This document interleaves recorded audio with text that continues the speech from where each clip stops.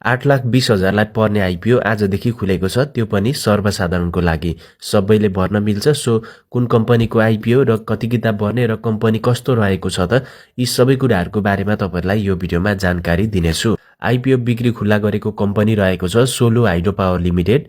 यस कम्पनीले आज पुसको 29 गतेदेखि माघको 4 गतेसम्मको लागि यो आइपिओ खुल्ला गरेको छ र यो कम्पनीले चाहिँ पहिलो चरणको आइपिओ खुलाएर बाँडफाँड गरिसकेको छ। टोटल 2 करोड किता सेयर निष्कासन गर्ने अनुमति पाएको थियो भने सबै कोटालाई छुटाएर बाँकी रहेको 82 लाख किता चाहिँ भने आजदेखि सर्वसाधारणको लागि खुल्ला गरेको छ र यो आइपिओ को प्रति किताको मूल्य चाहिँ 100 रुपैयाँ हो र सेक्टर हाइड्रो पावरमा पर्छ र इस्यु म्यानेजरको रूपमा चाहिँ नोबेल इन्भेस्टमेन्ट बैंकिङ लिमिटेड र त्यसैगरी हिमालयन क्यापिटललाई राखिएको छ। र यो आइपिओ चाहिँ सबैजनालाई 10 किताले बाँडफाँड गर्दाखेरि 8,20,000 लाई पर्नेछ र जेनरल पब्लिकबाट आइपिओ भर्नेको संख्या भनेको 25 लाख भन्दा माथि हुने गर्छ। त्यसैले तपाईले 10 किता मात्रै आवेदन दिनु होला, त्यो भन्दा धेरै एप्लाई नगरेकै राम्रो, बेकारमा होल्ड मात्रै हुन्छ। 10 किता भर्नु होला किनभने 11 किता पर्ने सम्भावना पनि रहेको छैन। 8,20,000 जना जतिलाई 10 किताको दरले मात्र यो आइपिओ चाहिँ पर्नेछ। यस कम्पनीले सोलुखुम्बुमा 82 मेगावाट क्षमताको लोवर सोलु जलविद्युत आयोजना निर्माण सम्पन्न गरी 2082 साउन 24 गतेदेखि व्यापारिक रूपमा उत्पादन गर्न थालेको छ। ओभरअल कम्पनी कस्तो छ भनेर चाहिँ रेटिङबाट नै थाहा हुनेछ। यस कम्पनीलाई रेटिङ एजेन्सीले डबल बी को रेटिङ दिएको छ र यस रेटिङको आधारमा चाहिँ यस कम्पनीको वित्तीय दायित्व वहन गर्ने क्षमतामा चाहिँ मध्यम स्तरको जोखिम रहेको जनाउँछ।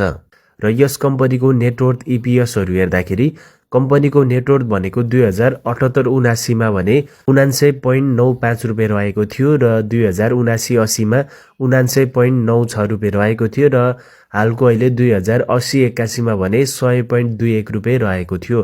त्यसैले यसको ओपनिङ प्राइस रेन्ज चाहिँ यही नेटवर्थको आधारमा चाहिँ हुनेछ। 100.21 देखि लिएर 300.63 को बीचमा चाहिँ यसको ओपनिङ प्राइस रेन्ज हुनेछ र फ्युचरमा यस कम्पनीको नेटवर्थ बढ्दै जाने भनेर राखिएको छ, जुन चाहिँ 2082-83 मा नै 137.87 को हुने भनेर राखिएको छ। त्यसैगरी 2083-84 मा पनि 150.18 रुपैयाँ हुने भनेर राखिएको छ।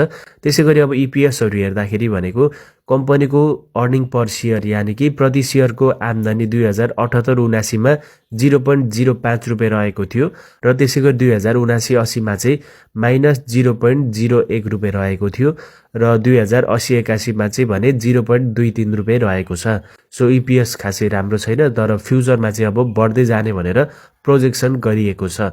जस्तै 2082-83 मा भने 9.51 रुपैयाँ हुने भनेर राखिएको छ र त्यसैगरी 83-84 मा 12.31 रुपैयाँ हुने भनेर राखिएको छ र यही अनुसारले नेटवर्थ र इपिएस बढ्दै जाने हो भने फ्युचरमा चाहिँ कम्पनीको इपिएस नेटवर्थहरु पनि राम्रै हुने देखिन्छ। र यस कम्पनीले यो आइपिओबाट चाहिँ टोटल 2 अर्ब रुपैयाँ चाहिँ उठाउनेछ र यो उठेको 2 अर्ब रुपैयाँ नै सबै चाहिँ भने कर्जा भुक्तानीको लागि चाहिँ सदुपयोग गर्ने भनेर भनिएको छ। र कम्पनी चाहिँ यस प्रकारको रहेको छ भने आइपिओ भर्ने नभर्ने त्यसमा चाहिँ क्वेशन गरिराख्नै परेन। आइपिओ मजाले भर्न सक्नुहुनेछ, सर्वसाधारणको लागि खुलेको छ, सबैले एप्लाई गर्नु होला र आइपिओ पर्ने नपर्ने चाहिँ त्यो तपाईहरुको आफ्नै भाग्यमा भर पर्नेछ। बाइचान्स परिहाल्यो भने तपाईहरुलाई फाइदा चाहिँ राम्रै नै दिनेछ। ओपनिङ प्राइसमा नै 1000 को तपाईहरुको लगानी चाहिँ 3000 भएर आउनेछ, यानी कि 100 को 300 तिर नै ओपनिङ हुन सक्छ। त्यसैले तपाईहरुले चाहिँ यो आइपिओ भर्न चाहिँ नछुटाउनु होला र यस्तै खाले आइपिओ सम्बन्धित शेयर मार्केट सम्बन्धित भिडियोहरु नछुटाइ हेर्नको लागि चाहिँ हामीलाई फलो सब्स्क्राइब पनि गरेर राख्नु होला।